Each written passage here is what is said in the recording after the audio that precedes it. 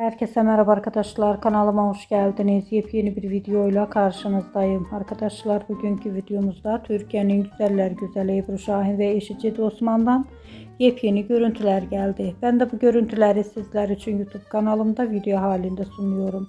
Umarım beğenirsiniz. Arkadaşlar, videomu beğendiyseniz kanalımı izlemeyi ve bildirim butonuna basmayı unutmayın. Şimdilik benden bu kadar olsun. Yeni videomuzda görüşmek üzere. Hoşça kalın.